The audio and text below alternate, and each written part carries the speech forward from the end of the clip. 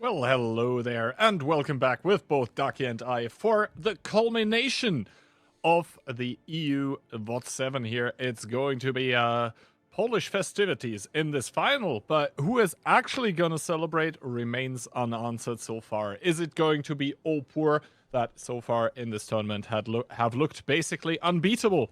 Or is it going to be Hit and Run? Both of those teams have won VOD 7s in the past. Which one is it going to be this time? I think it's safe to say we have the two best teams currently on the EU server in the final. Yeah, the two teams that also qualified for China, right? They did make it to the finals. They've had the longest preparation time so far out of all the teams, so it's a bit logical that they would be on the run up to their peak performances.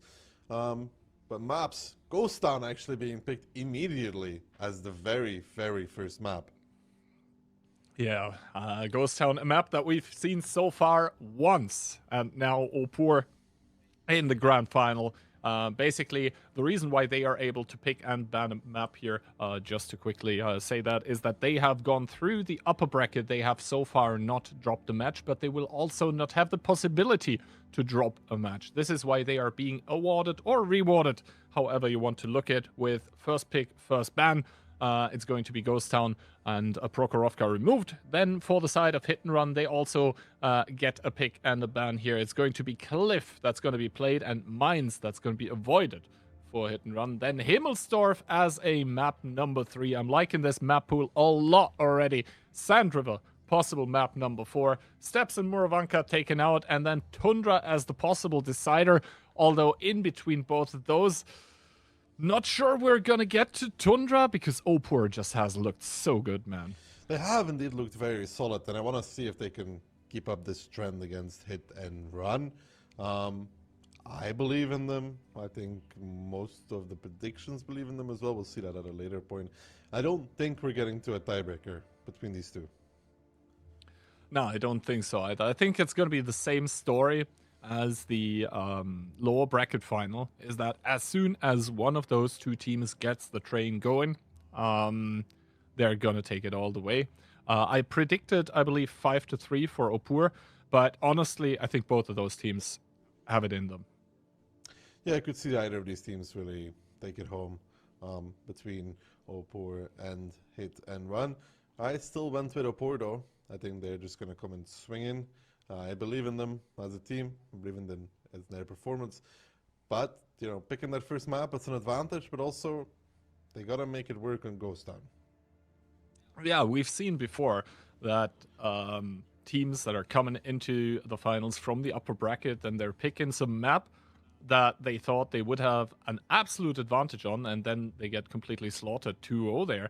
And then the big problem is, what does that do with you mentally? Opur and Hit and Run, I think it's also safe to say that they have trained with or against each other, depending on how you want to say that. And obviously, this is then where the mind games start, right? Because you know each other in and out. You know how you trained, what you trained. You know the style of gameplay that the opposing team wants to play. And you have shown your tactics, most importantly, to the other team, which is then where you need to come up with something different. Otherwise, you know, you're just going to get red. Let's see, though, what we're going to get. We shouldn't be too far away from the starting of this match. What did you predict? I went with a 5-3 for Opur. But honestly, I think anything can happen here. I didn't know what to put, so I tried to put something that seemed reasonable, but I'm not sure if it actually is. This is the most unsure I've been about any like pick'ems that I've done so far. I think I went with 5-2 for Opur. Toxic, knowing Toxic, I probably went with 5-0 for one of the two teams. Yeah, and I think for Insane, it's probably also going to be like a safe 5-2, 5-3, something that seems reasonable. We're going to find out soon. I believe less than 2 minutes until the match will actually get started. And then we'll be finding out who is going to be the champion of the VOD 7 tournament here. as map video introducing what might be a cracker of a game. And actually, the four of us, all very sensible picks in my opinion. Insane and I 5-3, you and Toxic 5-2. Yeah, so Toxic is on the same train as I am, believing in Opur. I mean, everybody believes in Opur. I think that's valid as well, but it all depends on how for both these teams, I think momentum is a big thing. How they start a match kind of dictates how they feel as well and how they play. So whoever gets the better start, I think, is the more likely one to take it away. But we did see Hit and Run come back from a 2-0 deficit against W to bring it home 4 consecutive rounds. So they do have the mental fortitude to recover from a potential 2-0. Exactly. And now the map here, Ghost Town, we haven't seen it a whole lot in this event. This means that also the teams haven't really shown us a whole lot of how they prepared for this map. But obviously Opur picking it first, meaning they definitely do 100% want to play it. And Hit and Run on the other side coming in with the double 113, 60 TP, triple mouse, and CS63. Man, CS63 to round it off against Opur's CS63 as well. Triple mouse, double, actually make it triple IS7 as well. So both these teams having that triple mouse available on Ghost Town is going to be an interesting one. They do have that triple IS7 in the Siesta for Opur. That could be very quick. Yeah, exactly. As the feed seem to have stabilized once again. We see Monster going towards the northern part of the map. Piotr in that 113 getting sent towards the south. But more importantly, we do have Opur here in the south going towards the K-line with a lot of tanks. Triple IS7 getting diverted towards it, and Triple Mouse going towards the city. The Triple Mouse obviously something that you don't really want to push on at the start of the game if you're hit and run. And yeah, now, however, our question is, how do they actually want to play it? Very, very aggressive spotting run by Monster in the north. Very aggressive spotting run. Piotrix does get the information. He's going to be running away from that again. They're going to be establishing Kubash at A3, and they have the 113 at K1. But T-Sec, Rexar, Panzer Fury here, all being spotted by Miku in that 60 TP. Miku needs to be a little bit careful, though. They could find some shots on him. He'll be forced forward into a different lane. One shot connecting already on towards him. Ketsa coming as well. The second one not. The third one does. So 2 out of 3 of the boys connecting. Ketsa does not. But now Mineros and Conrad actually starting to pressure against Orchek there. But he has DJ in support, and Hit and Run here just trying to be very quick about the moves they make. And you got to remember that 113 at K1, he could take K3, K4 at some point and put these boys into a situation they may not want to be. But so far, Opur doing some good trades, and Mineros and Conrad kind of a no man's land. Yeah, Mineros and Conrad kind of in no man's land, with Orzek now coming in from the sidelines, hitting Conrad with 439. Quick slap by that mouse here. And now the IS-7 trying to cross over, trying to create crossfire. Pansfury takes one for his troubles, but now Marcel all of a sudden out of position. Piotrix going to peek here with his CS, possibly even, as Marcel does get slapped by Pansfury, who receives one back, but now the CS able to cross over, put a shot in. Good stuff by Piotrix. Yeah, man, in the meantime, you have that 113 pressuring back onto that K3, K4 position. That's the threat I talked about, and I'm not sure which IS-7 is left there. It's Panzer and Tisek here, so at least Rexar in that 1v1 against that 113 there, and I'm not too sure if he's going to be able to win that at all. So that might force Opur to make a move that they don't want to make, and Hit and Run here with that aggressive city positioning has put the boys from Opur in a position where they will be forced to make a move. Indeed, forced to make a move, and now Monster and Kubash coming on towards that CS by Opur. Meanwhile, though, Marcel there taking a lot of damage, but he is able to set DJ in that mouse on fire, who's taking more damage from the sidelines, actually, as Pansfury, the one to kill Marcel, but Mineros in turn picking up Rexar. This is a free-for-all everywhere, but Opur, so far, they do have more HP. They do have more HP, and now they have T-Sec and Piotrix joining against Monster, who dropped in HP, so they're now probably going to be able to take down the 113. A good flick from Kubash on towards that CS63. He gets tracked, he gets held, though. Piotrix trying to get safe Oh, the Oh. round from Tisek there, making sure Kubash doesn't connect. That's damage missed out on. And we can, in the meantime, look as well. Opur starting to get ahead, and not just a good block there as well from Tisek. I think a gun block even against Kubash. And this is just a disaster for Hit and Run. Yeah, they won K3, K4, but they're losing the city, and they're losing it by quite a lot. Yeah, losing it by quite a lot, and you can see Tsek there with an absolutely fantastic game in that IS-7, just gun blocking, and then even Kubash getting unlucky with the shot on towards the upper plate of the IS-7. But this first round here, man, Opur, they've looked stellar the entire tournament, and they're not looking to stop. Yeah, they were in a bit of trouble there because Piotr was winning the 1v1 at K3, K4. I think Hitterman did a good move there, pushing up that 113 to win it. But in the city, man, they did not have the angles to cover one another properly enough.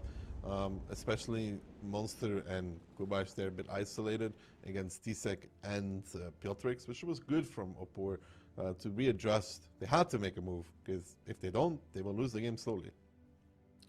Exactly. And, well, two very, very good, two very, very aggressive teams fighting it out here, but realistically, Opur just finding the better engagements, and it all comes down in between teams like this to also little things that the players do. Like, for example, Tsek realizing that the 113 is not going to go for the damage onto him, but instead gonna go for the damage on towards that CS63. You can just see the team cohesion, how they're playing for each other, right? First the ram on the 113, then the double gun block in towards the gun of the 113. It was just beautiful to see, and some like lesser teams wouldn't be doing that. Opur, just beautiful. Beautiful stuff, and then there's the cohesion there on the Ghost Town. And that's what they need, though. They pick this map to 100% play. They come out strong. Oof, Miku with the big 0 on that 60 TP. Yeah, that's not gonna be what he was looking for in this round here. As, yeah, I mean, I get 60 TP gun, not the best of guns, but doing 0 damage always looks a bit Looks a bit sus.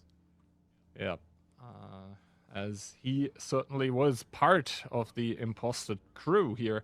And on the other side, just beautiful gameplay by the side of the Opur players here. I mean, Piotrix, yeah, 874, but in the end, like, getting those crucial surrounds as well, getting those crossfires. It was just very nice to see how also, you know, Pan's Fury with that cross against the double mouse, forcing the double mouse back, just, you know, taking angle after angle and position after position from the enemy. It was, you know, kind of, I don't know, like sprinting like infantrymen from cover to cover, and meanwhile trying to give cover fire for each other as well. You could just see the communication was on point for Opur, and if you're a hit and run, you're like, well, how do we actually stop this? Well, it's too late for them to think about what they could have done to stop it in round 1. They already lost it. Now they get to attack, though, which means they control the pace of the game. On Ghost Town, you don't really, as a defender, have opportunities to go really aggressive in the beginning. But Opur on Ghost Town, they bring it 2-0 into this. It's just such a good start for them in the beginning of this match. 2-0 here, pick up 1 on Cliff. It's an easy road to a convincing win.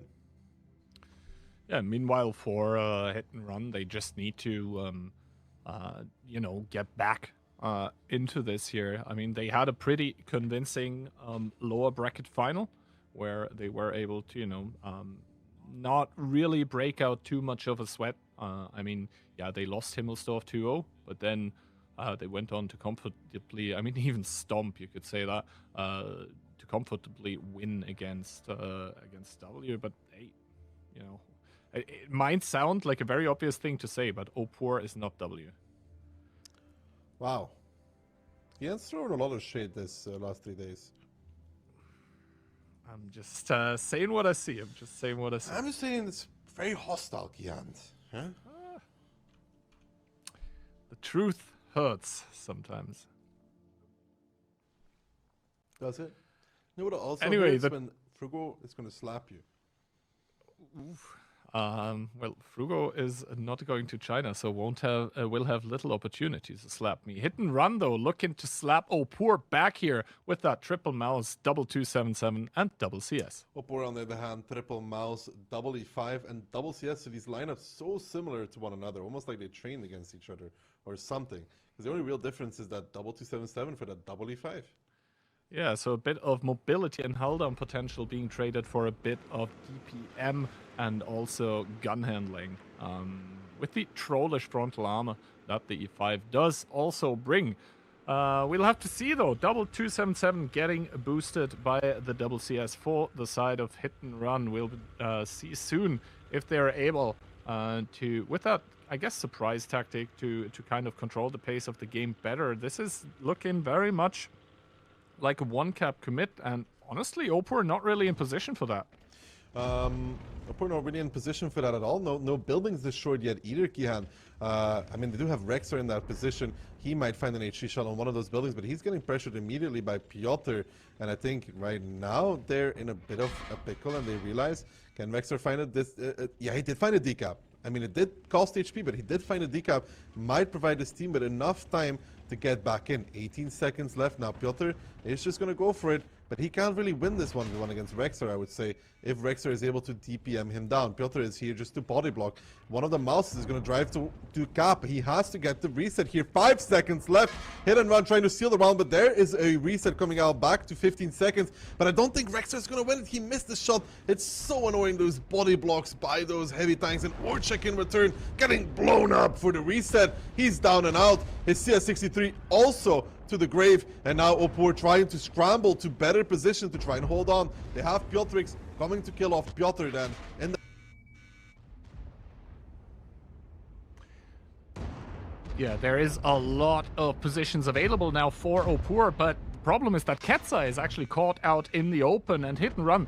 They seem to have every single tank here in the game now, starting what looks to be like a victory march in round number 2 on Ghost Town on Opur. They looked so good. They looked impeccable in this round number 1, starting to fall apart a bit here in round number 2 as DJ getting sandwiched. And in the back, we do have Kubash as well on the flank with his CS63 respectively. They do need to pick up the kills though. They do need to kill T-Sec as one more shot into Pan's Fury forces him to use the rep kit. 5k against 4k HP actually, but the superior amount of guns and the fact that essentially hit and run is not able to secure the kill shots is problematic for them. 4k HP actually now ahead for hit and run. Only one tag remaining for Opur. kind of stealing this win with a very aggressive gap play coming out from hit and run, forcing the overcommitment. And Rexar, you know, not being able to kill Piotr, forcing Piotrix to come clean up the pieces. After, if he would win that 1v1, he'd be able to just farm and farm and farm, and so would be Piotrix. He wouldn't have to go up to kill Piotr. Could have made a difference, but hit and run just coming straight back into it.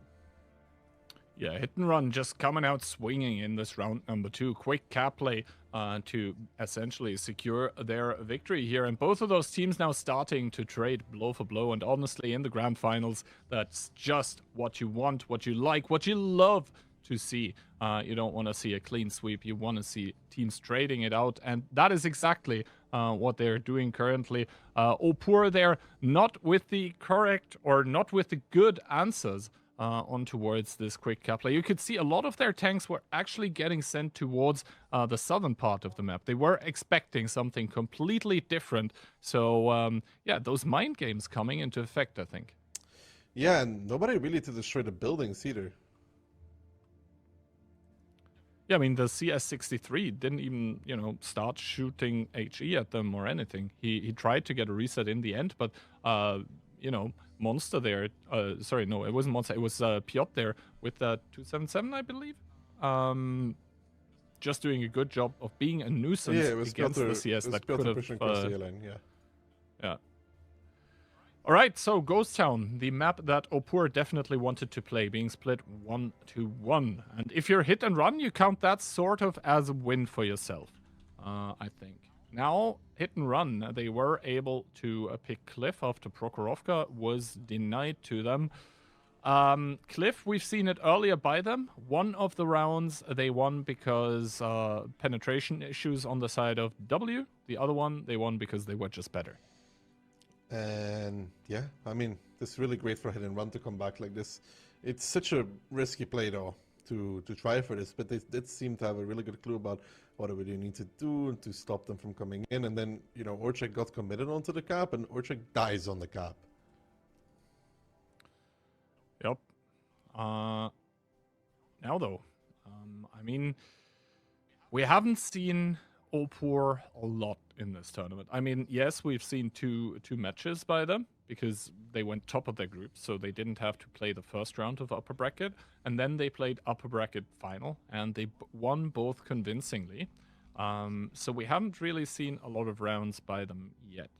Meaning we haven't seen a lot of tactics by them yet, but also we haven't really seen what happens when a team is there to actually stand up against what they're doing and to actually throw it back into their faces. So Hit and Run with the possibility here to go ahead on their map pick now and put it 3-1, 2-1 first, of course, would be the first step to that one. I am excited. Cliff between these two should be a very, very, very interesting one. Both these teams capable of playing hyper aggressive with good rotations and reactions, which is going to really come to show here in this match. Although Opur sometimes does slow it down more on Cliff. Yeah, sometimes.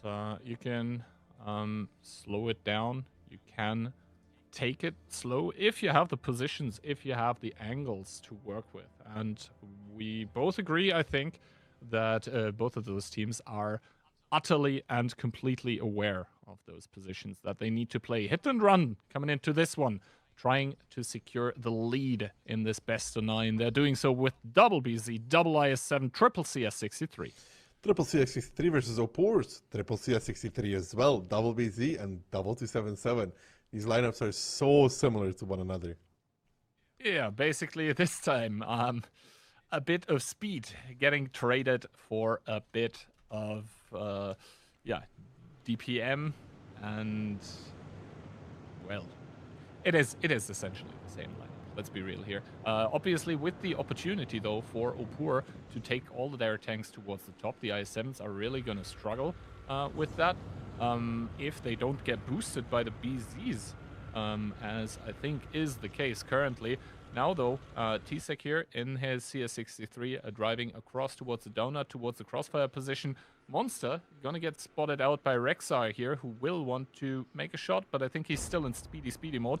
Sees the other tanks, decides to bail, yeah. No, I think that wasn't intentional. I think he just dropped off from the position by accident. And now there is this middle fight starting to erupt. Kubash taking the worst of it so far. Marcel does have the top ramp. Conrad and Miko are actually going to go for it. They're going to push into Ketsai, into Orchek, as Never is pushing T-Sec off the cliff in the meantime in his CS63. You can see that the IS-7 taking him out of the game, forcing him down, but T-Sec still staying on that small ledge there, trying to stay in position. Might make himself more useful that way if he can even get back up. And Opur now starting to bully back this round. Panzer Fury takes a beating though in that 277. He's forced back. Miku on a mere 40 HP will need somebody to finish him off. That's a big BZ Alpha wasted on that. Rex are falling against Monster. Ketsai down towards a one shot as well now, boosting in towards Conrad, who Monster has in support to finish him off. And it's still anybody's game in this moment in time. T-Sec now coming back from the north side, but Never joining as well. And I think ever so slightly, Hit and Run getting ahead of this game here in Opur's.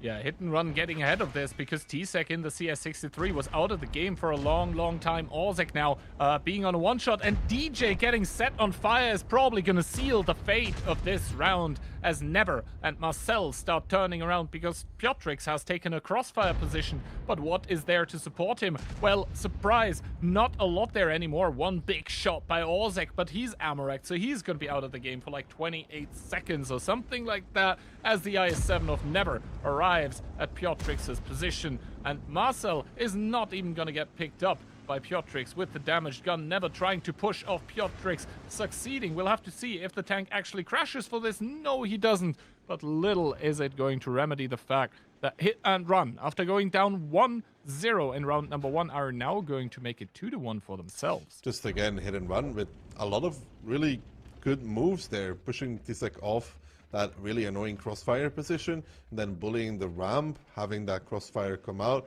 The tank from 1-2, which was Piotrix, took a long time to get really into this fight, and then didn't contribute his HP either. Well, most of the hit and run tanks were able to focus fire on towards the middle tanks, as you could see. And sure, I mean, Opur is defending, but Never is just so healthy in this IS-7 that he can really just do whatever he wants to.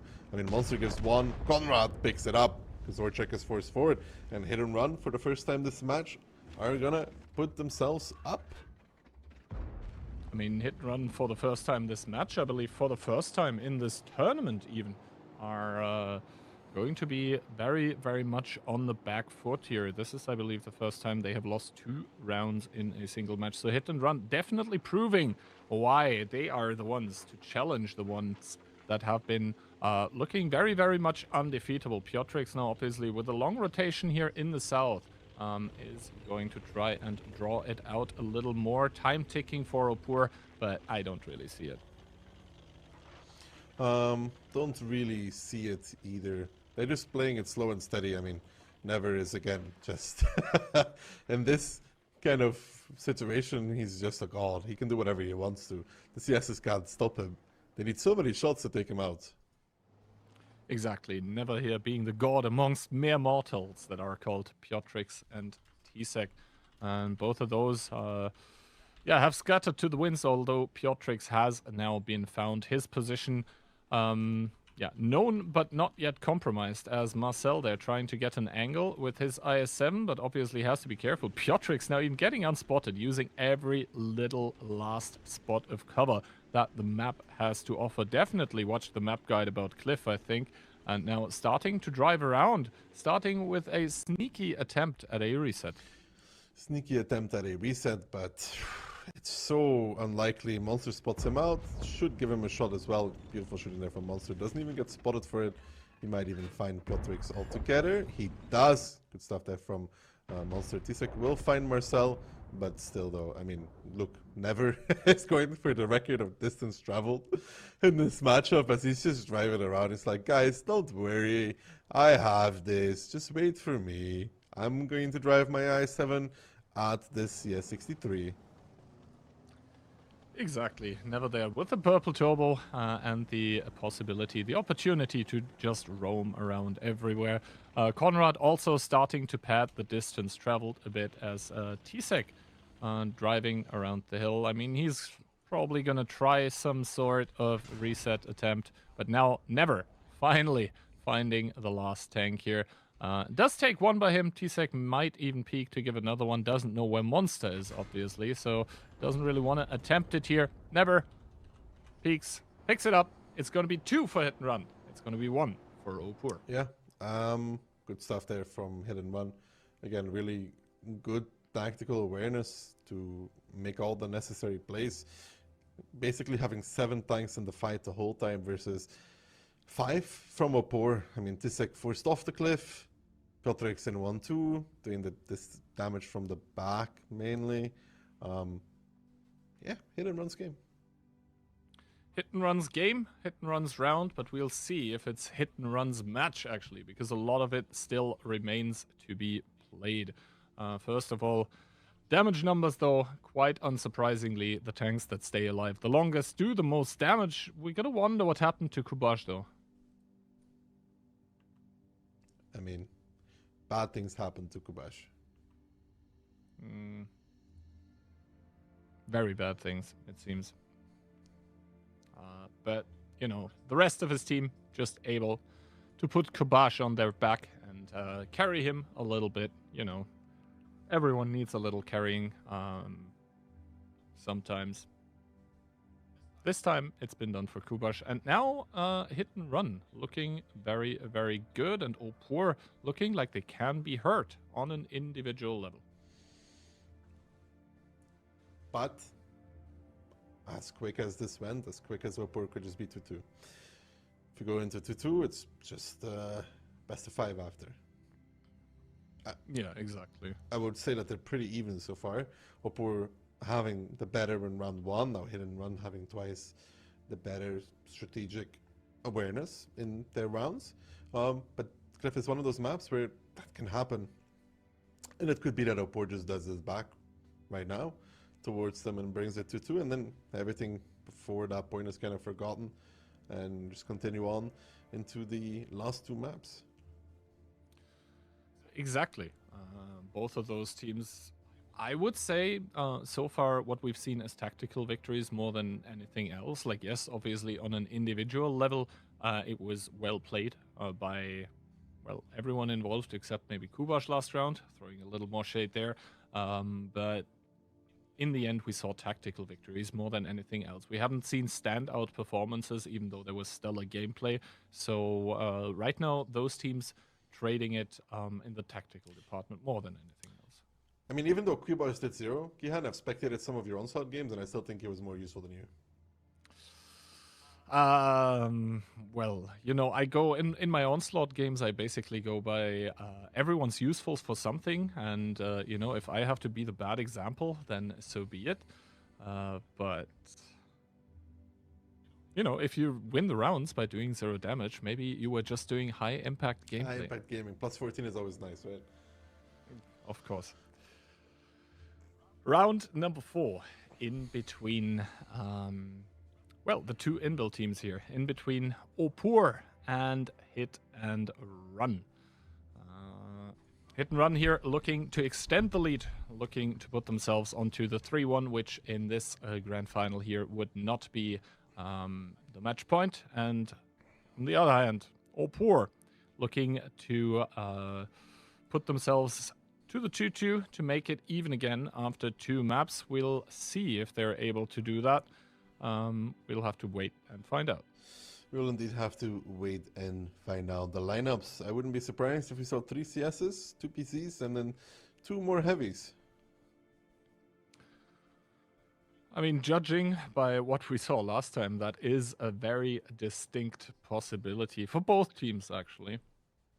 And for Hit and Run, they're going to deviate from that. 150B, double BZ, however, 1i7, 1277, double CS. Double CS versus triple CS for Opur, double 277, and double BZ. Shocker. Big shocker here.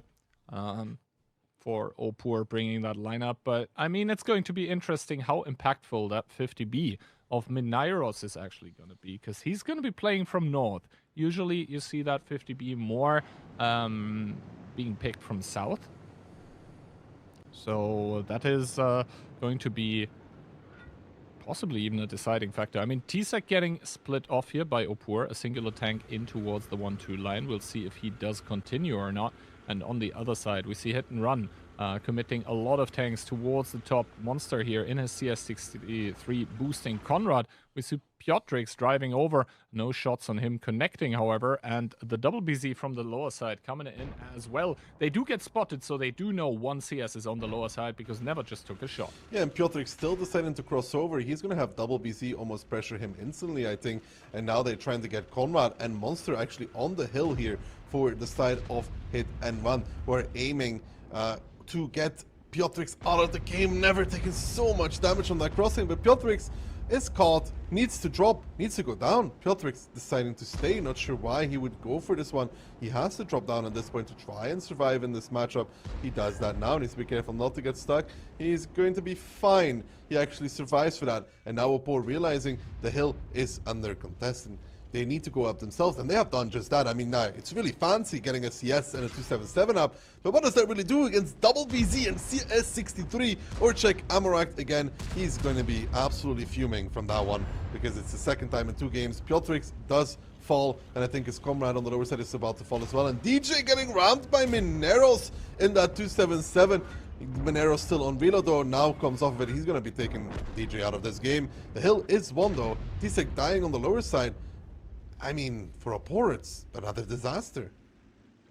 Yeah, exactly. For Opur, it's a big disaster because while the hill might be won, that is the singular thing remaining for them in this game as T-Sec picks up Marcel, but Piotr in turn kills T-Seg, and now I think Katsai just bounced one on towards Conrad here, who does start styling on towards that BC-75 in his 277 from the upper side there. We see another BZ of Orzek, but he's the one that's Amorak, and the 277 there with the ram on towards Katsai. The low pen of the BZ really starting to hurt here, to hurt Opur that is, and Hit and Run starting the Cinderella story here of coming from the lower bracket and insult to injury. The turret just clean blown off that one. Yeah, Katsai there having not a good time. I think there's some severe issues for Opur actually on these clip games. I mean, Piotrik's not dropping immediately. It's already won, I think. I don't think it's worth to try and kill the BZ, just drop off and survive.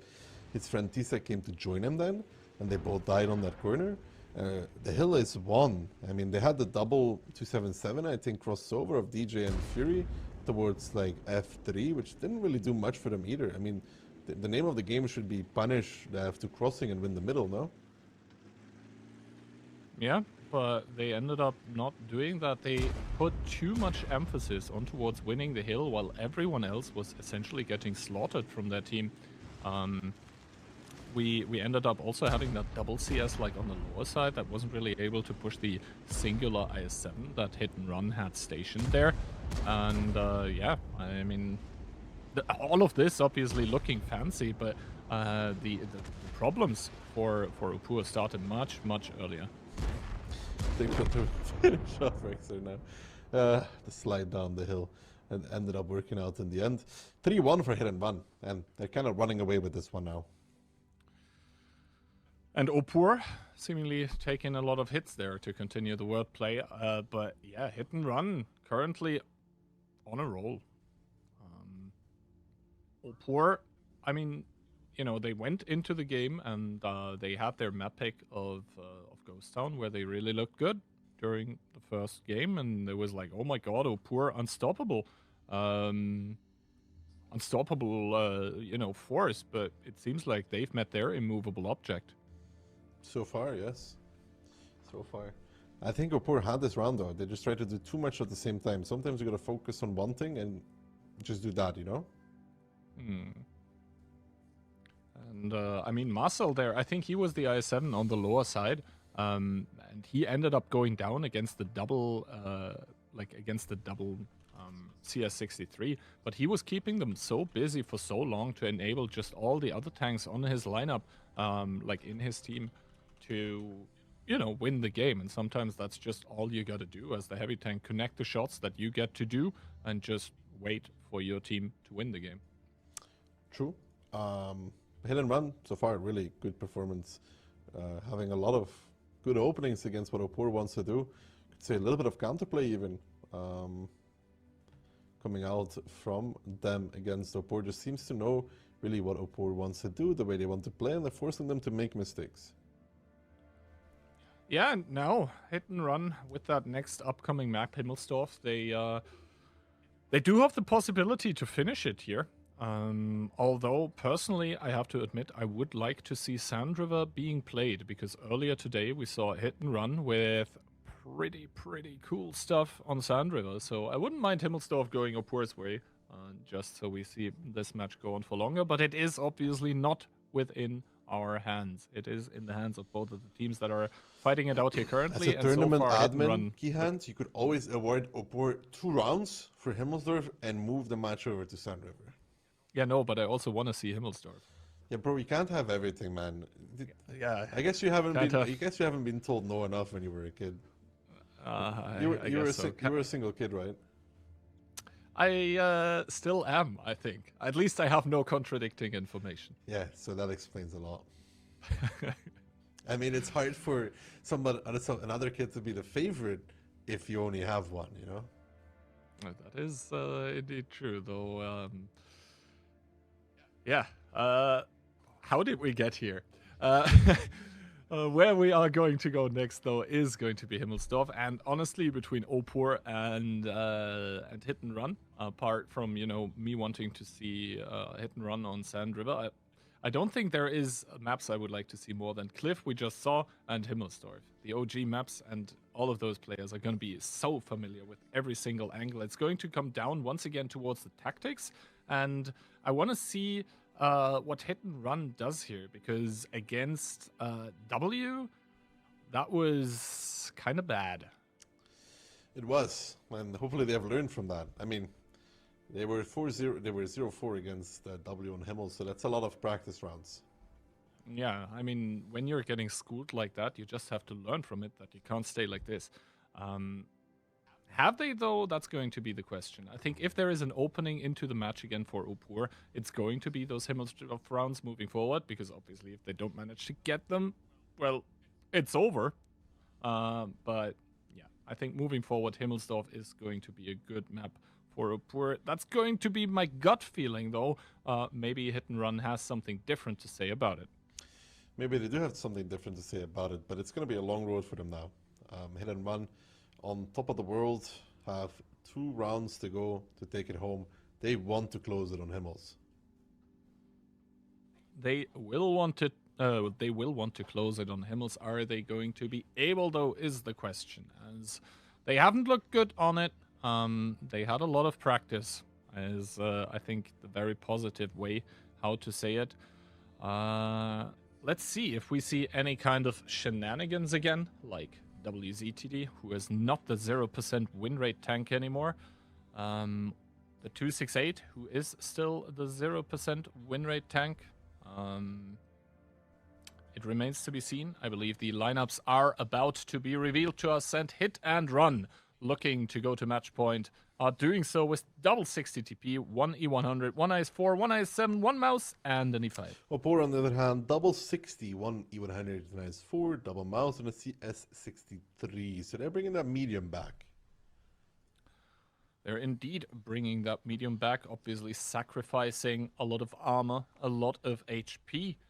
With that as well, I expect for them to maybe even drop below 20,000. Then again, they do have a very meaty lineup otherwise. So it's going to be 20,870 HP compared to Opur's 21,660. So almost 1k HP more actually on the lineup that has a medium, just because they bring that double mouse. They bring that E100. They bring those double 60 TPs. Yeah.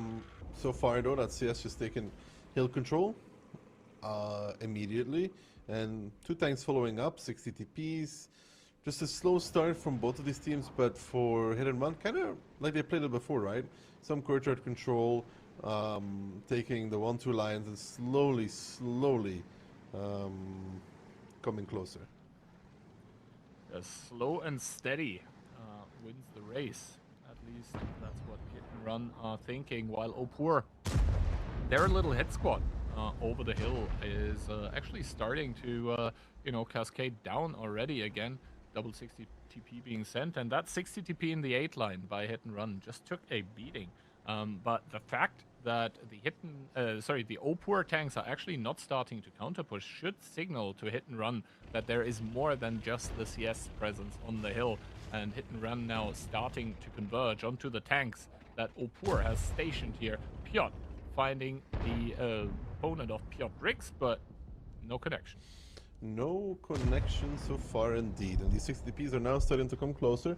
They're going to make their way in towards the 8 line, T-Sec and Panzer Fury. They want to move on towards Kubash, who already took a fair amount of damage, and so far Opur taking nothing. They've done a really good job at the guns, just being able to dish out and not receiving. Panzer Fury is the first one, Katsai the second. But here's the pincer on the 8 line though, Kihad. And what does Hit and Run do about this? It's going to be difficult for Hit and Run to do anything regarding this, although T-Sec and Panzer are getting crossfired now. Still HP advantage for the team in yellow, for Opur, who need this next point to avoid the match point by Hit and Run. Piotrix now getting found though in his IS4, and the double mouse of Orzek and Katsai trying to go back. Maybe they'll be able to put some shots into Marcel as the 8 line gets evacuated by the team of Opur. So much damage being dealt, but no kills as of yet. This is going to be crucial moving forward. Who's going to be able to just take the guns out of the game? Monster there with a gigantic peak takes 1k, but Piotrix the first one to fall. Yeah, Monster there trying to help his teammates out. T-Sec and Fury now turning around against Conrad. It's been a nuisance this whole game. T-Sec is just going to go for the side of that mouse. Doesn't actually make it. Katsai falling against Monster in that E100. And the bigger issue here for Opur is that sure, they're up a decent amount of HP, but Rexar in that CS63 carries a lot of it. Bit of a mistake there from Monster, exposing the high roll from Orchak, shuts him down. In the meantime, Mineros on the run from another E100 of Opur. Piotr there takes a big one from Panzer Fury, and a face-hugging 60 TP is no joke. Konrad and Kubash, though, will probably find Tisek, but not before Tisek does at least a very large shot against that mouse. Kubash not struggling to penetrate it in return. Konrad to pick it up. Piotr and Fury. Piotr takes it away. Good stuff there. 6 tanks left standing for hit and run on 3,000 HP versus 3 tanks from Opur, who still have more HP, but they're outnumbered in the gun department so much. And Marcel in that little window still being annoying. Finally, Rexar comes from the hill to join his remaining teammates. Yeah, and now the CS63 here with the pickup on the IS-4 is going to make it a 5 versus 3 situation. Opur still have left to do it, although Piotr with a very, very ambitious cross actually through the courtyard does get found here. The question remains, is he going to take damage? The answer so far, no, as DJ starts driving forward, hoping to find Minairos here, who sees that though, who is able to drive back. Piotr here with the peak, does not commit towards the shot though, and a good shot by Minairos, and now we can see that problem of the superior amount of guns coming in for the team of Opur. Another shot into the back of this E100 here by the IS-7 of Piotr, who is hurriedly coming back here. Minairos unable to get the pickup onto the E100, and obviously, even without the high roll, the E5 would have been there to secure the kill. It's now 5 versus 2. Konrad has taken another shot of damage in the mouse, seemingly able to retaliate though. Ozek down towards one shot for the 60 TP of Never, who all but locks it in here, with the CS63 being the only tank remaining for Opur in this round. Hit and run on a roll. Yeah, and for them, the name of the game was gun in the game. I mean, Opur had the HP advantage, but they were losing on the gun department quite severely. But there was only 3 left, and then Piotr with the scorcher play, it looked ambitious, but it was very good. It kept Mineros in a position where they could double team DJ, one from the front, one from the back. It's not much he can do about it. Turns one way, Mineros speaks, he tries to go forward, Mineros is holding the angle. So it's all just really, really good from hit and run and match point, man, in a very, very quick fashion. Feels like this match has just started and hit and run has almost won it. Yeah, feels like it has just started, but it is almost over here. As, you know, Rexar obviously doesn't want to give up here.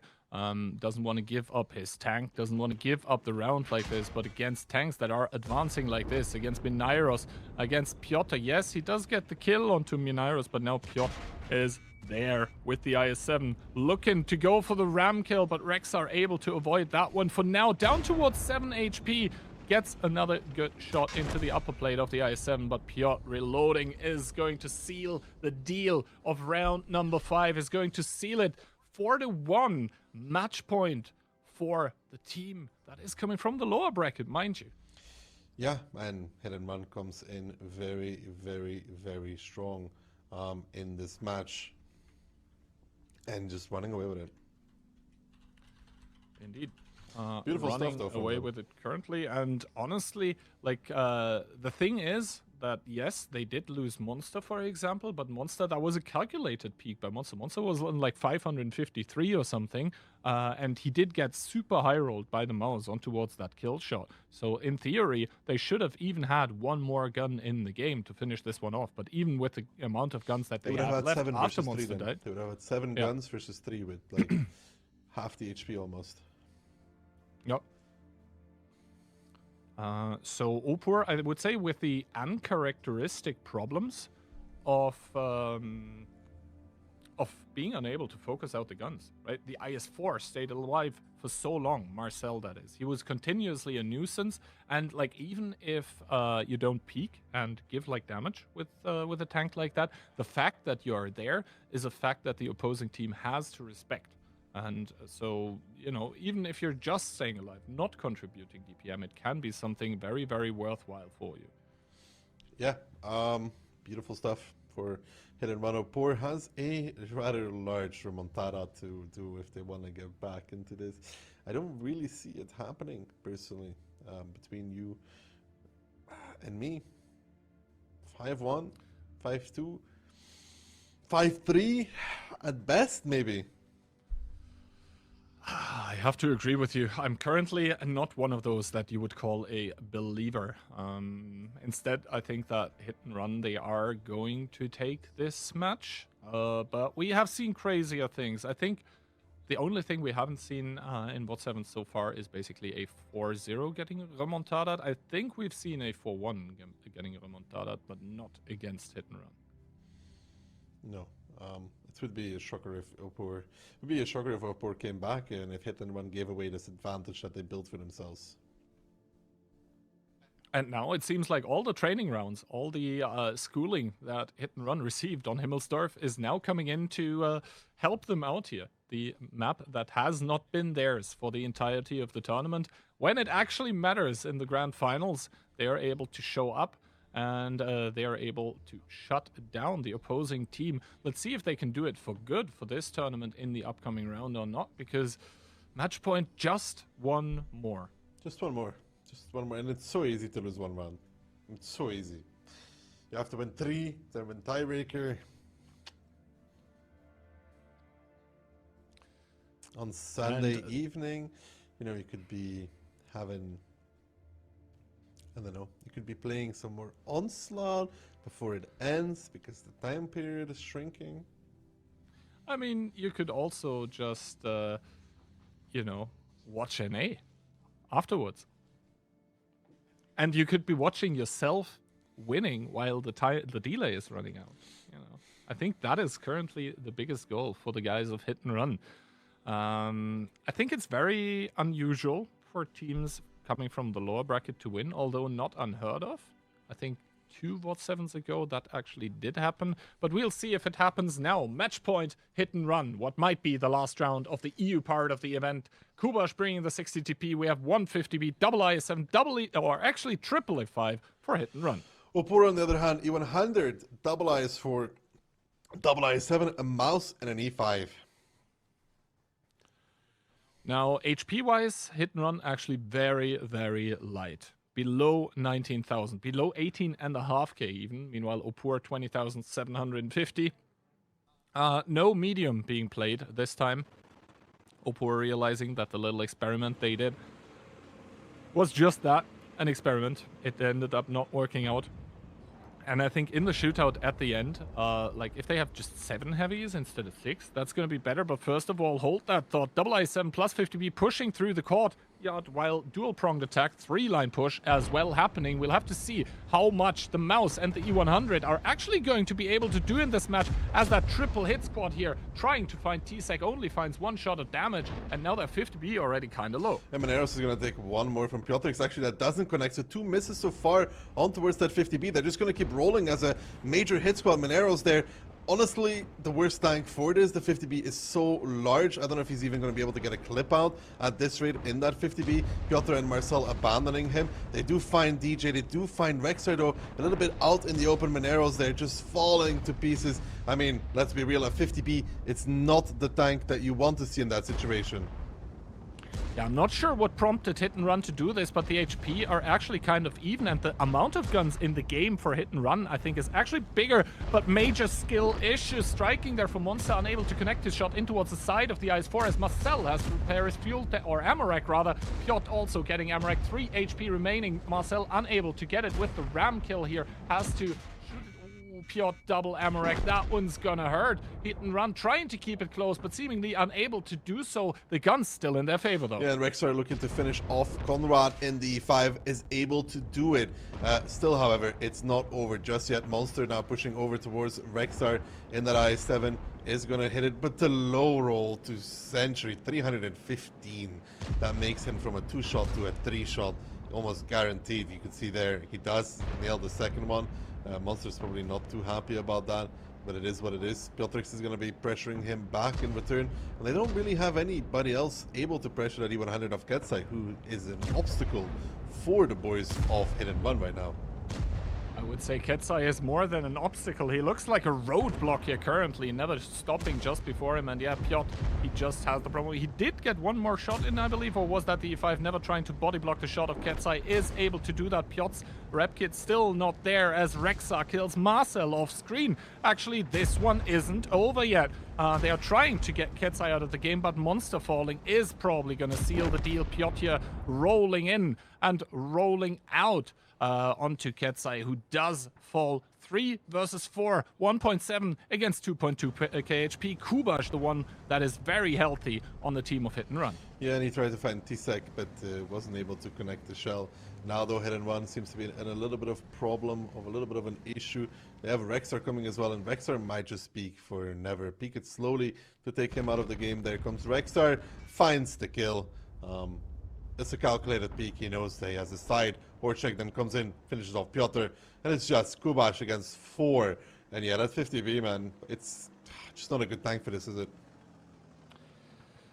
Nah, and honestly, if Hit and Run pick a different tank, like IS-7 or 277, something like that, I think they have the possibility to win it.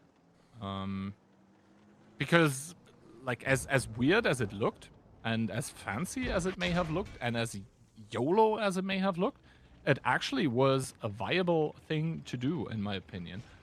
Hit and Run trying something out here. It's not working. It did not work out, but it looked pretty cool, and I think it was well thought through as well. With this dual prong push, where essentially if they get guns earlier out of the game, if the Opur tanks are positioned differently and aren't able to engage so early and effectively, then Hit and Run just takes this round, and we're congratulating them for their tactical masterpiece. Yeah, this had potential. This actually had a lot of potential. They were able to get those 2 tanks that he won that had nowhere to go anymore. But yeah, that 50B was just not the right tank for this. You know, I don't know if he did his clip, and even if he did, probably not a full clip. He was even lucky to survive that long. When he crossed the 5 line, one of the 2 missed. So let's say 500 should be added. So he should be 900 then. And then the IS-4 missed him too. So he should be below 500. And then he would have died on the crossing. So the fact he even got 3 shells out is a miracle. Indeed. And yeah, this means that now Opur able to stabilize, I would say, in the match. Able to not lose it 5-1. I mean, they went up 1-0 and then all of a sudden 4 rounds directly into the face by Hit and Run. Well, that must be tough, but it speaks for the mental fortitude of the team of Opur that they're even able to, come back from this. Obviously, Hit and Run with that 50B weird strat making it kind of easy on them. Then again, I stay with my statement that if the Opur tanks are positioned differently, then they can get super caught off guard, and then it's just Hit and Run winning this one 5-1. But that didn't happen. That means we're moving into Sand River. You wanted to see it? We're going to get it. Indeed, I wanted to see it. We are going to get at least 1 round, and it's going to be very interesting because Opur is going to start on the defending side, and I am, curious is not the right word. I am more than curious. I am literally the pause champion mode currently. Just waiting to see if Hit and Run tries to do the same thing again with pushing the quadruple IS-7 on towards the dune and double CS together with 277 towards the eastern part of the map, because I think it looked really, really fancy, and I thought it has a lot of potential, but I also think it has the potential to really fall apart against the tactic that has a lot of 60 TPs waiting behind the dune who are immediately able to punish the IS-7s while they're coming. But that all says that they play the same thing though, which is not too likely. Yeah, it's going to depend on either lineup. Because I think that strategy there that we saw, it only happened because Hit and Run realized against W that W doesn't really have anything that can punish those IS-7s on the cross heavily. And after that can really start winning the trades against the IS-7s on the dunes as soon as the crossfire positions by one IS-7 going back into CS rotating around could be established. But then again, this is where essentially it comes into play as well, where one setup of tanks can do multiple things at once, because a huge part of why we do see the tanks getting picked that we do see on a map like Sand River is that maybe an IS-7 or a 277 isn't the best thing for the kind of job that they are going to try to achieve with a tank like this, but it is the best tank that can do other jobs as well. So this is why we are seeing so many generalist picks. Can Opur do it? 2 rounds, tiebreaker, bring it home. They won 1, 2 to go. I'm gonna hit you with the quick no. Huh? No, you. I don't think they're gonna do. I mean, there is obviously always a possibility, but Hit and Run are just such a good team. We'll have to wait and see. Hit and Run, bringing the setup I was talking about. Quadruple I7, 1277, double CS. Opur, 60p, quad I7 themselves, a CS and an STRV being played for them. So Piotrix is going to be the one to do the damage from the back, usually. Yeah, the thing is, if Hit and Run actually pushes the tanks into those positions that we saw them before, then the SRV, I'm struggling to imagine where it would actually be playing, because the IS-7s close to that ridgeline would mean the SRV position would get compromised, and there is a lot of tanks on the Hit and Run lineup, 5 out of 7, that can simply overmatch that SRV, and we are seeing the same opening once again. T-Sec here, pushing Katsai towards the dune. We'll have to wait and see what this is actually meant to achieve, but I think it is a good counter to what Hit and Run is doing, because it opens up immediate crossfire capabilities towards the IS-7s, but we already see a divergence, a reaction from the team of Hit and Run, not going towards the middle dune, instead going a bit more to the west, establishing ever more crossfire angles. Yeah, but look at Rexer and DJ, currently unspotted, unseen in that double I7, closing the distance as well. Opur wants to make the push here, wants to make the overmatch happen. Piotrix getting spotted out, though, needs to be careful. Katsai there, looking towards Mineros. Marcel taking a lot of damage. The fire as well. I mean, that's his own fault. He's peeking sideways. That's what happens. And now, though, these quad IS-7s 4 Hit and Run kind of surrounded. Piotr in a bad position himself. Conrad dropping low already. Mineros, Marcel, they're all retreating. They're trying to get that coverage from those guys in the back, actually. That CS, the 277, and the secondary CS. And so far, it does seem like they're able to do that. But they don't really have a position where they can push from. They're actually going to try it on towards DJ from that corner. The first ricochet on DJ, the second one connecting with Marcel and Mineros. They're bleeding for this. Piotrix in the SRV has to be careful, though. Down towards 800, he's going to be forced to drop off in that SRV. He's actually contributing his HP to the fight, which is crazy for an SRV player. Yeah, Piotrix, they're seeing that his team is currently on the losing foot when it comes to the HP department, trying to bring his HP into the fight. Is it going to help, though, is the question, because Hit and Run, they do still have those crucial assets of Monster and Kubash. Those CS63s, currently both of them unspotted. They are just threatening all the time. Oh, Ozek with that push, with that peek, completely getting annihilated. Minairos in turn, though, falling the first one to the grave. But Hit and Run still with the HP advantage, with the positional advantage, as Pansfury peaks here, trying to get the pickup, to get the high roll onto Piotr, but Piotr from the sidelines, from T-Sec, getting another shot of damage as well. But I think Ducky, Hit and Run, they're holding on, they're holding strong with that quadruple I7. Yeah, those IS-7s from Hit and Run, taking a lot of ricochets as well, non-connections, and now you can see they're never starting to close the distance in that 277. That is a very healthy 277 as well, trying to join. Monster still in the middle, locking down this Opur team. Opur wanted to make that overcommitment, but they bled so much for it. Never getting spotted out, though. Non-connection there from Piotrix, a swing and a miss. He has to be careful from the looming threat that is called Monster. He could come from any direction. He does not know where he is, but we can see Monster is still just in the middle. But Kubash could be rotating as well and putting these STRV players and CS players in a lot of trouble. Now Never closing the gap towards the dunes. Gets a good shot there against Orchek. Takes one back, but that's ideal, though. Lowers him to a one-shot. Now Marcel seems to want to do something, at least in that IS-7. Piotr there, let's go. A shot does not connect. The Fury now relocating as well. And Opur, it is currently holding on for dear life. They make any mistake at all, Never will find the connection. He gets one onto the back of DJ. This one unpunished, though. T-Stick peeking out from the A-line, tries to retaliate, tries to bring it closer. He does not find it, finds it on the second one though. Good shot there from T-Sec, pushes Never back.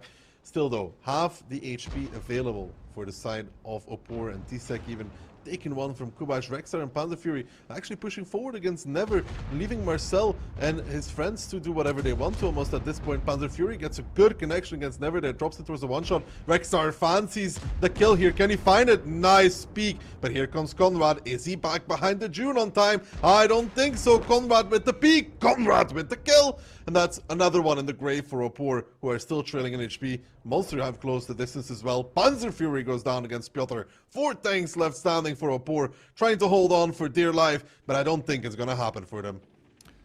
Every single tank on every single team in this round currently spotted, so all the information is given by either team. It's just about the angles that both teams need to control now, and the angles, they do favor hit and run. 5 guns against the remaining 4 of Opur, and 3 of those are actually a one-shot, with the only tank having HP actually being that STRV. But as soon as Monster has done the rotation to basically provide crossfire on towards the STRV, that one becomes a non-factor because it cannot peek anymore. And I think Piotr and Marcel, they probably want to even start, with the HE trades against DJ, just, get him low here, as Conrad there, constant threat from the sidelines with that IS-7. It's just about hit and run, not wanting to do the mistake that could lose them the round. They are wanting to close this one out in regular time. They want to win this one right now on Sand River. Not much happening in the meantime. Outside of some rotations, Piotr spotting out Monster in that STRV, but still wants to cover his teammates. Kubas on the long flank across the H lines. But T-Sec, in the meantime, also actually going for that rotation. Now, Piotrix dropped off that hill, though, not currently in the greatest position to cover Orchek and DJ. Hidden might capitalize upon that, knowing that the STRV is no longer there, but he will probably go siege up at, I would say, A7, A8 to continue the coverage. But I think the bigger issue is that, look at Monster.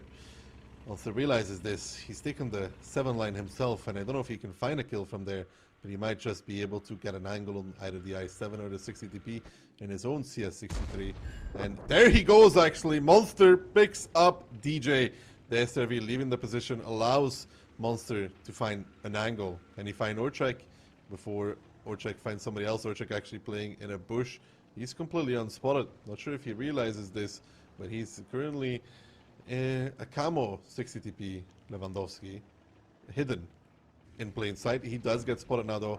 I don't know. Kubash? No, Piotr actually finds it. Piotrix in return, though, finds the kill. T-Sec is going to fall against Conrad, and just Piotrix left standing in a 1v4 where it seems impossible for him to be able to do anything. He peeks against Kubash, but Kubash knows. And he knows that all he has to do at this moment in time is play safe, not make any mistakes, not make any bad peeks. Piotrix there with a good shot against Conrad, though. Conrad not getting it.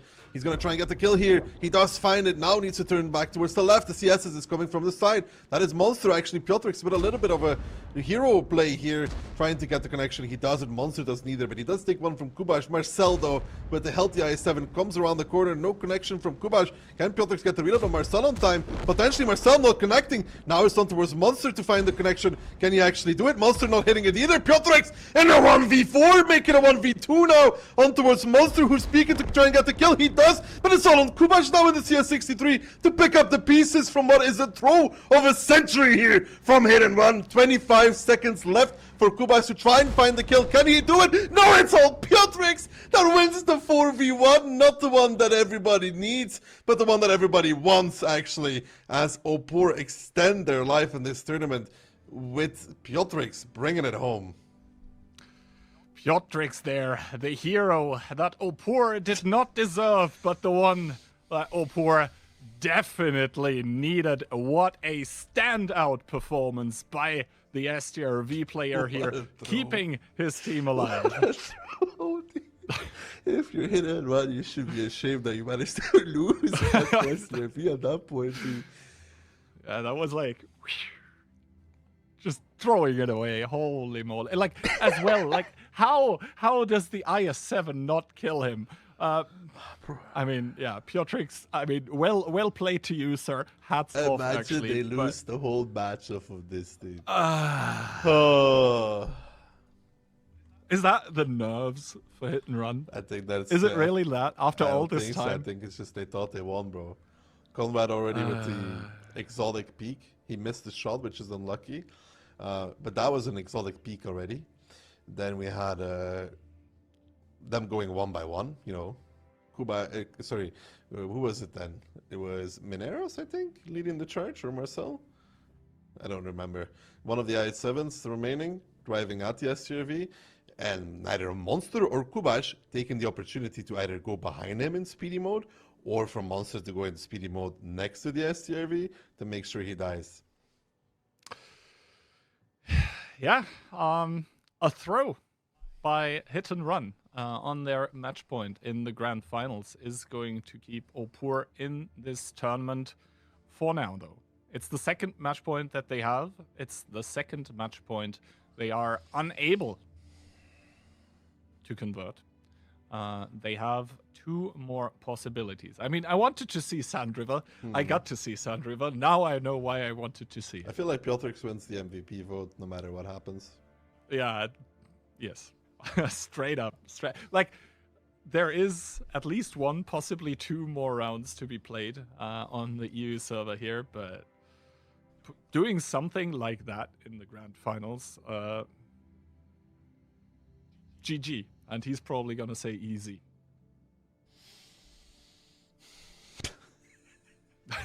Speechless, yeah. This is so funny, dude. I think it's like, GG's. Bro, I didn't see the endgame chat. I bet there were already some people that typed GG. I didn't see any, but honestly, I was on like the different screen that has all the overlays. If there were any GGs already called, then, you know, unlucky, we'll get him next time. Yeah, Sandriver round number 2 coming up now, and we are going to see hit and run on their defense. We have now seen that hit and run can be battered, can be bruised, can become overzealous with what they are doing, and yeah, in the end, I mean, if they win the next round, all of this won't matter, right? Yeah, but if they lose the match, dude. At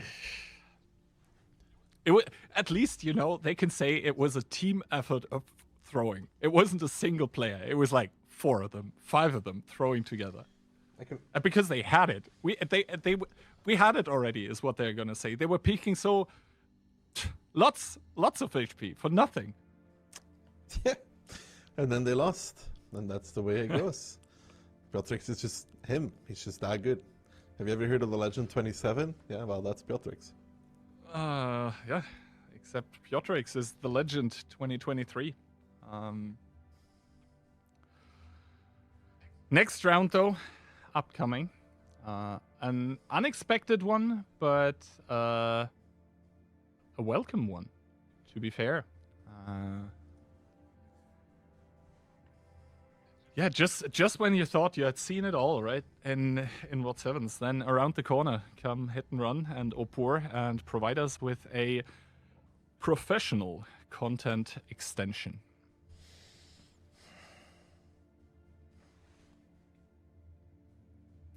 Lineup-wise, though, I am interested what we are going to see.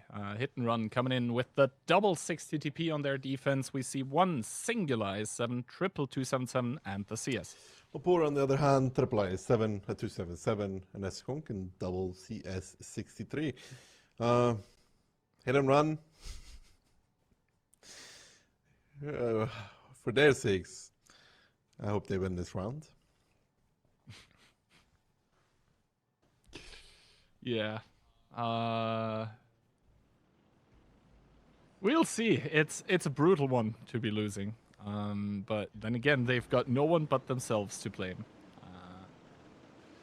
Hit and Run coming into this one, and they do have a bit more HP, not that it really matters. Opur with an entirely different take on how to play this map. And I think Piotrix there, he did get spotted. That's why he's taking sort of the safe route here. Ooh, Tsek there tries himself, fancies a shot at Hit and Run. as I hope we get the feeds back soon. And there we go. Back we are. Now, Hit and Run with a, I would say, pretty passive opening, although they are committing a lot of forces towards the south. That 22277, one of them being spotted there now, but the 2277 on the K line not getting spotted. But who and what are they driving into? It's Katsai with the IS-7, and then there's 3 more heavy tanks behind them. Conrad, the first one to take a shot. Yeah, but Kubash now joining as well, though, in the 60p. Monster joining in the CS63. Orcha getting spotted out. The rest of the Opur tanks also getting spotted out. They're bringing everybody to this fight. They're leaving just DJ in the middle. The CSs are coming as well now. They really want to just kill the boys from Hit and Run in this hold-on position. Kubash is starting to pressure up, trying to cover. Monster is sitting there as well in the CS. You see the Loner's exhaust working out in his favor because he is able to be unspotted until he shoots. The overpeak's coming out though on towards Marcel and Piotr, and this is Hit and Run trying to hold on, and this is Opur trying to make the difference. Marcel and Piotr, they're actually going to go for Ketsa. Can Marcel connect his shot? No, he cannot, and I think that discourages Piotr from even trying anymore. He's just going to sit there and tank it out like a champion, or trying to be a champion, which he is not just yet. A big shot from the 60TP coming out. Now Ketsa coming back into the fray as well with a peak. Panzer Fury dropping low, but it's going to be 2 guns down here for the side of Hit and Run, with Opur having all 7 available to them, and I don't think this is working out too well for Hit and Run so far, Kian. No, Hit and Run here, caught on the back foot. Down 2 guns, down HP. They've got it all to do as the 60 TP finally joins the fray in the middle of the map. Minairos now trying to come down here, delivers a big one onto DJ, but in turn, Tsek is the one to fall in that CS63. They need to get those guns out of the game, but the problem for them is that Opur, they also are so healthy in the HP department as Conrad, the next one to fall. Never the next one on the chopping block, and just like this, Opur make it look easy in round number 2 on Sand River. They make it look easy in round number 8 of this best of 9, and Ducky, we are gonna get a tiebreaker. Unbelievable enough, we are indeed headed towards the tiebreaker. What remind me of the tiebreaker map? I think it was Tundra. So now it's going to be down to who had the fastest attack. It's going to be down to who is going to be able to pick what's most likely going to be attack and Hit and Run. They must be kicking themselves. The hairline, the only thing with an upwards trend currently for them here, as they have been hit. And now you see Monster, the team captain, running away, running towards the hills. And Opur, they must be more than happy with how Sand River went. Yeah, and do we know who's picking the site yet? Does this round matter for who picks the site? I am not entirely sure, and we can see here Monster. That is, I believe, the Monster, the second time that I see Monster in such a position. The first time when I saw him look defeated like this was actually in a 15v15 event against Fame, when it was up for the tickets for the WCI. He was the last remaining tank of his team in the last round that they played on Himmelsdorf on the hill. This time, once again, for some reason, it's always him making, like, he's the only one able for me to make a tank look sad. But you want to know who's not sad? The team in yellow, the team called Opur. I mean, going up 1-0, going down 1-4, then going 4-4. I think the question whose side the momentum is on, especially after Sand River 1, we don't even need to ask that one. It is so far in favor of Opur right now. Yeah. An interesting one to witness for sure, but honestly, after how this match has gone, I really like having the tiebreaker, and either ending now is going to be one for the record books. Like, will Opur actually come with the full-on, like almost full-on remontada, or does Hit and Run crush the dreams of Opur after, giving them every possibility back into the match, and then in the finals, in the grand finals, in the tiebreaker, they just say, "Oh no, let's just win it now." Bro, Opur better win on Tundra now. That's all I'm gonna say, dude. If they did all of this to lose on Tundra, bro, that would be crushing as well mentally. But like, imagine how crushing it is right now for Hit and Run. Like, the stakes are so high, and yeah, and the Ghost on Attack of Hit and Run was the fastest one, by the way. So they get to pick the side on Tundra. It was 253. Nothing else was close. Yeah.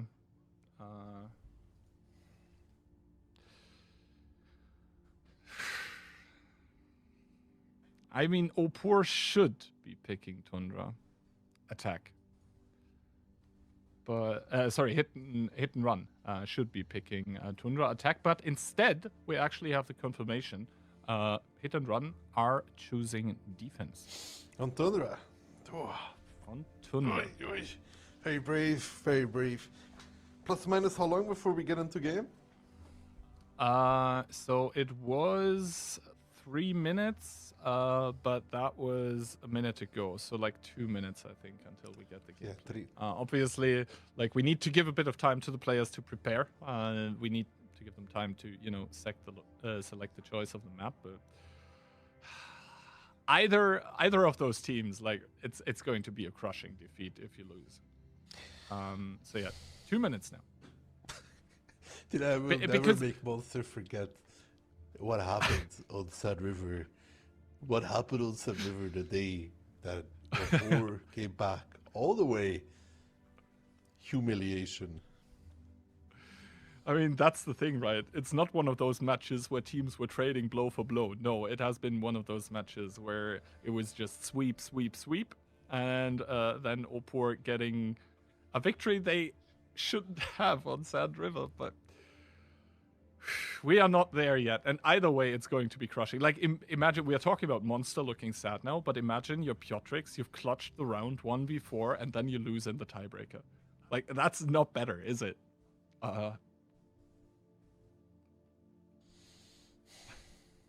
It's gonna feel a steal for the team that wins it, and it's gonna feel like a crushing defeat for the team that loses. Yeah. I don't know. It's just, I just will never let Monster live it down. I'm so ready. I really hope to lose now, dude. I'm so ready. Okay, I really hope to lose. Oh, I'm like all aboard the Opur train at this point. Please win. Please win. Make Piotrix sacrifice not be for nothing. What do you mean sacrifice? He sacrificed all of his future RNG to win that 4v1. Well, it's not going to be long until we find out who is going to definitely, after this round, finally be the winner of the EU Million Pucks VOD 7 number 13. It is the tiebreaker. The stakes are high. The money for the winner is going to double in this last round. All eyes on Opur against Hit and Run. 1 round to rule them all. 1 round to rule them all. The decision maker in this World 7 EU segment of the stream. Is it going to be Opur or is it going to be Hit and Run, who were up 4-1 at some point not too long ago? Feels like ages. Well. Hit and Run trying to close it out. What realistically they should have been doing 2 rounds ago. Triple 60 TP, Minaros once again M454, double mouse, and the Minotauro. And the Minotauro versus an Opur lineup that is rocking at 277, an IS7, and 5 60 TP Lewandowskis. Opur. Brutal Alpha, brutal HP, and very little finesse. But they have been trying to shove their way into this final here with brutal power, with brutal willpower. So that now reflects the Polish Tier 10 heavy tank for that Polish team in yellow that is trying to make the comeback story happen. Hit and Run here in the tiebreaker, choosing defense. So they need to show us why they actually think that they have to play this one now. Monster driving with that low noise exhaust on the Minotauro, so they definitely want to make this a nasty little surprise for the team of Opur in the south, but as we can see, Opur on their attack, they're not really fancying themselves the south. No, but it's again hit and run, very 1-2 centered though in the beginning. We saw Burger, I think, was it Burger or Cashback? Cashback, yeah? One of the two. Yeah, win this round immediately by just pushing the north, but so far, Piotr peeking in the mouse, trying to get some info. Is this what Piotrix and DJ were waiting for? Are they going to shoot? No, they decide not to. Now, Monster in the Mino here doesn't get any information either, and it seems to me that Opur, they are waiting for something, waiting for anything by hit and run, but like it is them attacking, so it's them who have to make a move now. The IS-7 of Rexar getting spotted out by Conrad. That is going to give some information to either team, actually. The mouse there by Conrad sees like, oh, there's only an IS-7 and it's that far back. So currently, guys, it's not a south play, which would signal to hit and run that they probably should be reinforcing that northern side currently. Yeah, Urchak is starting to take the lower side now, or wanted to take the lower side. He's not going to do it. But the rotation coming out from Opur, actually, they're starting to move back towards the south. With everything. Exactly. They have seen that mouse, and they're probably suspecting now that hit and run are doing something very similar to what they did previously on their Tundra defense as DJ and Piotrix. Two very slow tanks, so this is probably even going to be the last rotation that we're going to see in the EU Bot 7 here. The last rotation of the round as well. Every single tank, bar one, getting committed to the southern side of Tundra here, where Monster is probably eagerly waiting with that hold down Minotauro. Hold down Minotauro, but not that much support behind it though. If they could overrun him quickly, then it will depend on the damage taken before that.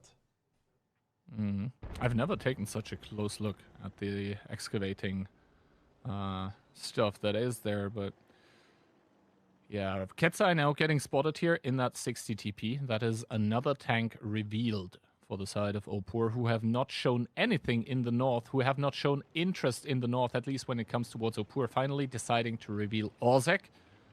So that is 3 tanks with rough whereabouts known for the side of hit and run. Are they springing into action yet? It doesn't seem to be like it currently, and the fact remains that if Opur actually decides to pull off a complete south commit, which I think they're starting now, then Piotr in that mouse is completely going to be out of the game. He's going to be a non-factor, actually. Yeah, he will be a non-factor. The real question is how much damage is taken here initially on the crossing. 1 on Tisek, 1 on Ketzai so far. That is the 60TP and AMX coming in. Conrad giving 1 as well. Not taking anything back in return. They have to go kill the Mino though, and that's the bigger issue here for the boys of Opur. They will have to make this crossing. They'll have to make it work. Tisek taking a lot of damage. Conrad is in a little bit of a bad position himself though. Getting flanked even by Ketzai in the 60TP. Too many angles for him to handle. They need to find that Mino though. But already the 60TP from hit and run. Miko crossing over. Can they find Monster on time? I'm not too sure, Kian. I am not too sure either, as the punishment by hit and run on towards the crossing tanks by Opur is actually brutal. You can see Ketzai down towards 1200. Yes, Conrad is caught in a bit of a predicament, but still able to focus out the low HP tanks, namely Ketzai here. Tisek also very, very low. Can't really do a lot anymore. Ketzai there down towards a one-shot as Conrad, the first one to fall. DJ there with a non-connection in towards the Minotauro. Marcel immediately answering there, 1-1 in the kill department, but hit and run up 6k HP. Make that only 4.5 as some shots connect. Yeah, and Orchak and Piotrix are trying to just dodge Kubas and Piotr by driving forward, trying to get all the HP in the game. Monster actually falling in the Minotauro is pretty big, but Rex are not having too good of a time himself in return. Piotrix now coming in with his 60 TP. Miku getting blown up, and it's still possible for Opur here if they can find the connections. Mineros now in that AMX M4, a great tank still, but not that good. If it's isolated in the angles that he currently has, he's trying to run away. He will not escape. He will not even do one more shot as Piotrix shuts him down. Marcel now trying to get Tisek with another 60 P of Kubash coming in this side. Tisek, is he safe though from the other one? It does seem to be that way. Marcel now getting pushed on, and it's 3 tanks left standing for hit and run. Piotrix down towards a one shot though in his 60 TP, trying to escape, trying to bring out the distance between him and Piotr. Now Orchik and Panther Fury find Kubash, who's isolated as well. Piotr with the mouse, the team captain, the team FC, if you want to call it that way, because Monster's the captain, but he's already dead. They find Marcel, and it's just going to be Piotr left standing in a second with all of the HP of his team. They have more on hit and run, but they don't have the guns anymore, as Opur from a 4-1 scoreline currently look to bring it all home. It's not over just yet. Panther Fury needs to pick up Kubash. Not sure if he can, because Orchak is very ammo-racked at this moment in time. Kubash is actually the one to shut it down.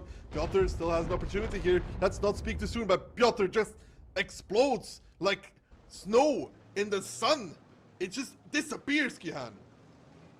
Exactly, Ozek there trying to find the shot onto Kubash. Kubash there unable to find the penetration, and this is going to lock it in. Opur, after going down 1-4, they find the comeback opportunities with a huge carry by Piotrix there on Sand River 1. They are going to complete the comeback here. Hit and run, battered, bruised, beaten down in the dust. Yeah. That is going to hunt hit and run for a while, I would say. I wonder if Monster is ever going to come to your chat again, Ducky. Probably not. I mean, probably he will at some point.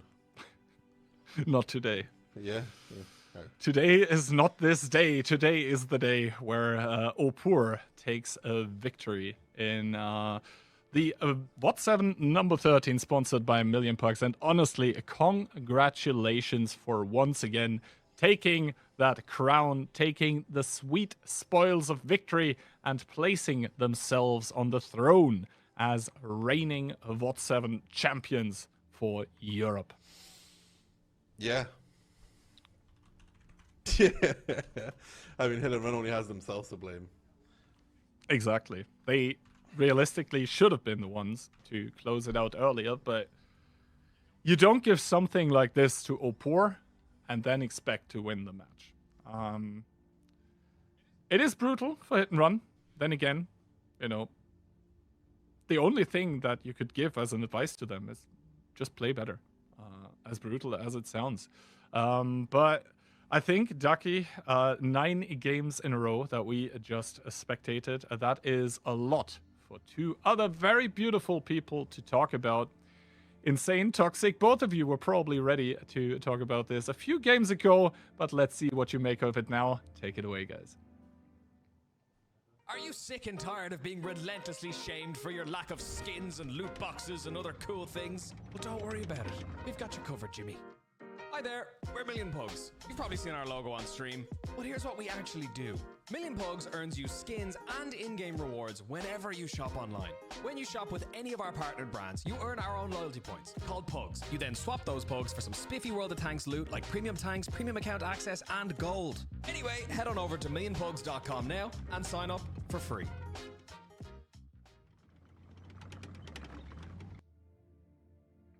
Well, what a match it has been toxic between those two teams. We had the feeling that Hit and Run got it on that Sand River. We even prepared for our analyst segment, but Opur with the clutch with Piotrix. What a game. And then at the end, even on 2-draw on that tiebreaker, we felt like Hit and Run had it, but Opur is going to take the victory. They're going to be the winners of that Million Pucks What7 number 13. What do you think about that, honestly?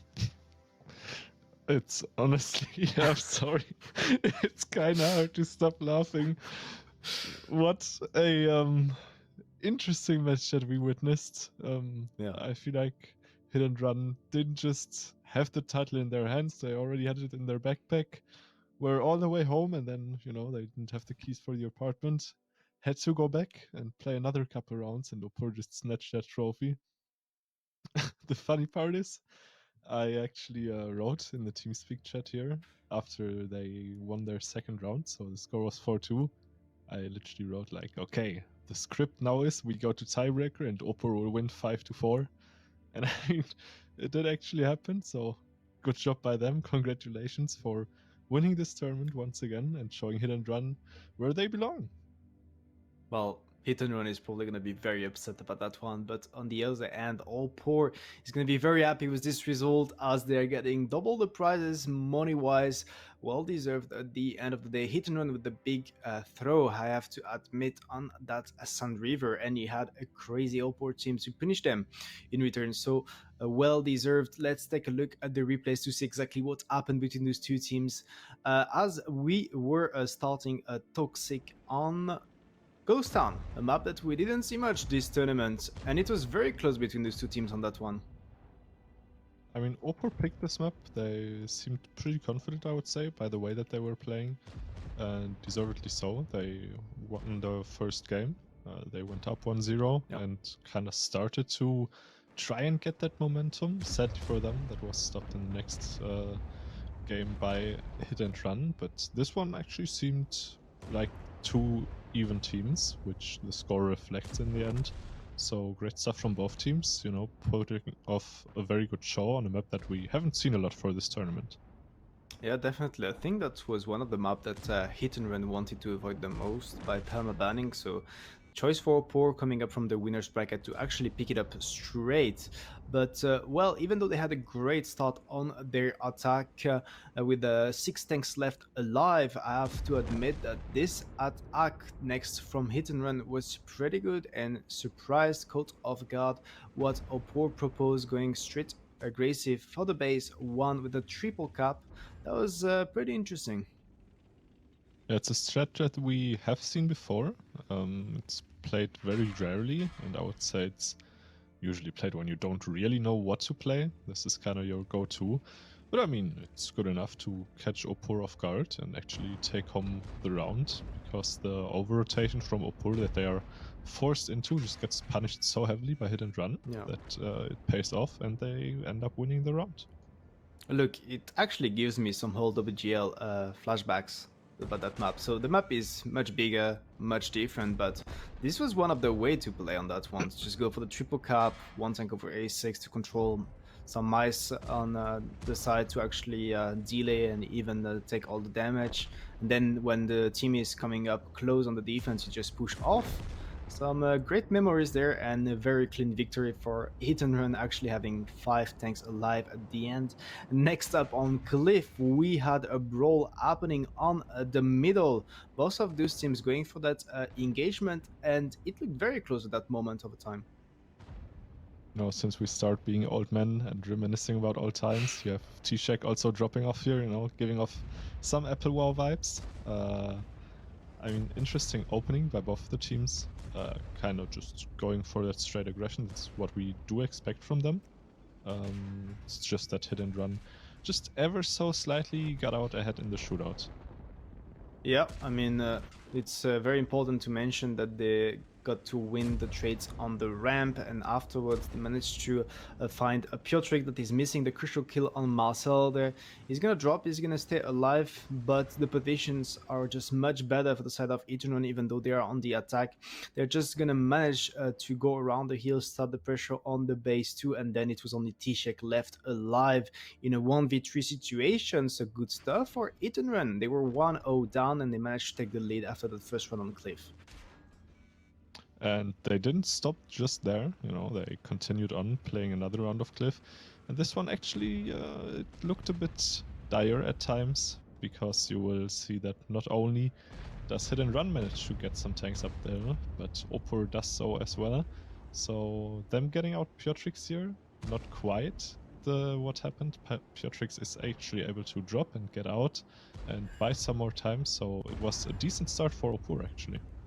Decent start for Opur, but a great counterplay for the set of hit and run to go with the double BZs across that truck to force him out.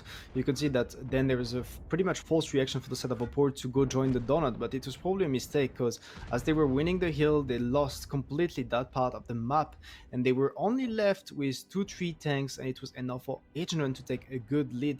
Next up on emails, we had hit and run on the defense going for a very aggressive opening and actually catching some tanks over the donut. Yeah, great stuff here, isolating the tanks. Opur had the issue of having a lot of HP in the end, stuck on the CS up on the hill. And though the CS is really fast, it still doesn't quite have the teleportation ability that you were able to use in the Waffenträger event. So that's kind of where it went wrong for Opur, and they just had the chance to come back on the side of hit and run due to the available guns in the shootout. And you can see here, in the end, it's this cool situation where Piotr actually does a really good play in crossing there. It was risky, but it paid off hugely because they are actually able to pick off DJ here. He does get lucky and high rolls him, but Mineros would have gotten him anyway. So great stuff here in the late game from hit and run. I want to also highlight the fact that Hit and Run has a great management on their HPs. They always manage to keep those tanks alive, and that's also what's allowing them to win those rounds. It was 4-1 and already match points for them, and they went for that very aggressive approach on their attack.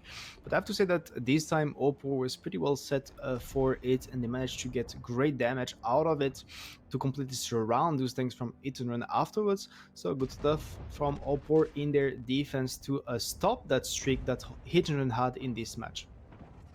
And that's really hard to do, to actually stop a momentum like this, where a team wins 4 rounds in a row and is, well, on match point, not just for this game, but for the upcoming 4 games. So putting a stop to that with the confidence that Opur presented in this match, just going in there and actually fully stopping whatever Hit and Run had planned, is really cool to see, and something that you will only see from the top of the teams. And I mean, that's the 2 teams that we saw fighting here. Oh, here comes the interesting round, Toxic. The round where Hit and Run had the full control the entire time, pretty much. Opur trying to go for some aggressive defense, trying to take the trade, but it was not working well in their favor because you can see it on the minimap. Hit and Run has 3 tanks covering that, double CS and the 277, and the trades were going their way. They were slowly but surely taking the full map control. It was looking good for the side of Hit and Run, but then something happened. I mean, we can give credit to Hit and Run. This match was really, really well played. Yeah. Up until the 2-minute mark, where, I don't know, maybe they opened their first beers already, maybe some hard liquor as well, and just started really throwing everything they had onto Piotrix. And, I mean, it's an STRV. That tank tends to have rather decent DPM, and driving at it one by one will do one thing and one thing only, and that is give Piotrix some more DPGs. You know, though he doesn't mark his tank in this game out, he will surely be happy about the score that he was able to achieve. And you can see here, first he picks the IS-7, then Monster struggles to pen him, obviously, gets a little bit of a low roll, so not even a safe HE pickup for Kubash. And I mean, you peek into an STRV, that STRV will hit you. Oh well. Well, Hit and Run had to be fuming after that one, and Piotrix the Clutch Master actually managing to take the victory with more than 5k damage in a 1v4 situation. A bit helped by Hit and Run going 1 by 1, and next up Opur. They got the momentum back, they went for that push on their attack, and they caught Marcel and Piotr in the 277s, and it was a great play because this overmatch worked well in their favor. You could see Ketsai was the one that took most of the damage by picking first, but then he backed off, and this is how you manage to share the HP, the damage taken in your team. This is some great plays from the side of Opur on this attack. You really just notice that Opur after that round has full confidence back, and Hit and Run just seems very defeated already almost, and they don't really stand a chance at what Opur is throwing at them. I'm sorry, I'm still a bit at a loss of words. You don't witness something like this all that often in your lifetime. But great stuff from Opur, you know, coming back with the momentum and actually, you know, pushing back Hit and Run and really making them unsure of what they should play. And then we are the tiebreaker between these two teams. And I have to say that this opening for the side of Hit and Run was looking good because they had most of their team ready for this initial engagement and push from Opur. You could see also the damage was looking good. The HPs were looking good on their side. Conrad is there with the mouse. He has 3.5, 3.6 almost HPs. He's going to drop, but it's normal. It's part of the tactic. You could see 6k HP up at that point. But Opur is actually managing to make it work with a great team play, great focus fire, and also utilizing the fact that Kubac and Piotr are completely out of the fight at that moment. I mean, this is just a repetition of what happened in like 2 games before that. You have the win on your hands, you're up 6000 HP, but you all of a sudden stop playing, they stop rotating. Well, they don't stop, but they rotate like 3 minutes too late in an 8-minute match. And I mean, you have 2 guns left, you have the HPs, but the enemy has 5 guns left. Kubac bounces his shot onto Orzek, and this point at latest, the match is over, and you just have to realize that you threw 2 wins, you threw the entire series, you threw away half of the prize money that was available to you, and I don't know. I really don't. I'm sorry. I mean, that had to be very frustrating for the side of Run, but that had to be fantastic for the side of Opur to manage to make the comeback and take it in that grand finals. Congratulations to them.